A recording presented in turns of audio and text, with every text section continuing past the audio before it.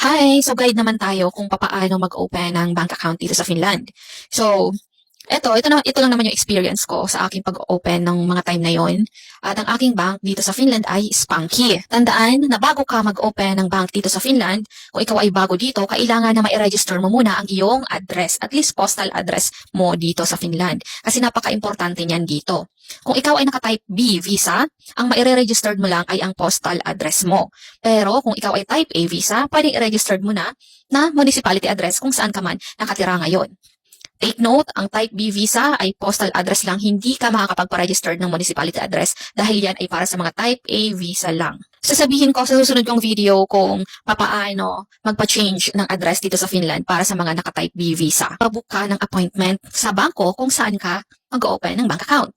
So ako noon, since malapit ako sa Rovaniemi at Spanky ang gusto kong pagbuksan ng aking account dito ay si Spanky ako nagpabook ng appointment. Ito yung website. So, yan sa taas, pwede nyong tingnan yan. And i-type nyo sa Chrome. Ilalagay nyong area, yung place ay sa lugar nyo kung nasaan kayo ngayon. Kasi ako sa Rovaniemi ako noon eh. So, ilalagay nyo dyan at pipili kayo ng date kung kailan kayo makakapunta doon sa bangko. Kapag nakaset na lahat, punta kayo sa bangko at ang dadalhin nyo ay ang inyong passport, ang residence permit at syempre pambayad. So, sa experience ko, dito kasi sa Spanky, hindi na kailangan ng police ID para ikaw ay makapag-open ng bank account at mabilis din yung process nila. Halos isang buwan lang. Sa ibang bangko daw, medyo matagal at nagre-require na meron kang police ID. Pero para sa mga baguhay na merong passport at residence permit lang, Spanky yung magandang ibukas nyo na bank para mas mabilis yung process. 100 euro yung pag-open ng ATM card. Pwede kayong mamili kung magbibigay muna kayo ng 20 and the rest ay huhulog-hulugan nyo every month. Ikakaltas sa ATM card nyo kapag sumasahod na kayo. Or buong 100 euro ang ibibigay nyo. Yung 100 euro ay papalitan nila ng voucher. Dalawang voucher yon worth 50 euro each na pwede nyong gamitin sa paggrocery. Pwede sa Sokos or sa coffee shop na partner nila. Bibigyan din kayo ng temporary card na pwede niyong gamitin para naiipon na ang inyong points.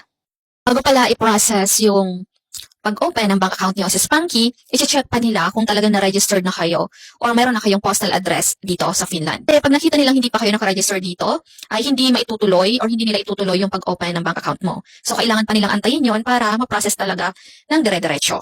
Kapag tapos na kayong mai-process ng bank, mag-aantay kayo ng 2 to 3 weeks. After 2 to 3 weeks, ipapadala sa inyo ang inyong ATM card.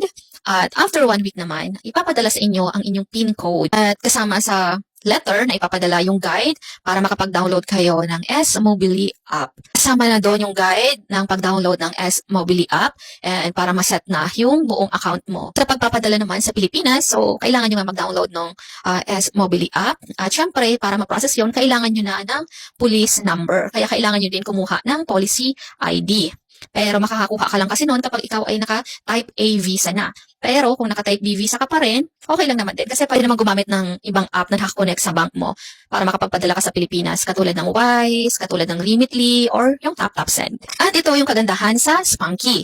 Kasi kapag hindi mo na kailangan yung ATM card, kunwari aalis ka na dito sa Finland at ipapaklose mo yung iyong bank account, ibabalik nila sa'yo yung 100 euro na binayad mo. So, ayun, sana ay nakakuha kayo ng idea sa pag-open ng bank account dito sa Spanky. At kung ayaw nyo naman mag-open ng bank account dito sa Finland at hindi naman kayo magtatagal dito, pwede nyo naman gamitin sa sahod, sa pag-receive ng sahod, yung Revolut. Maraming gumagamit yan dito. Yun lang at follow for more kwento.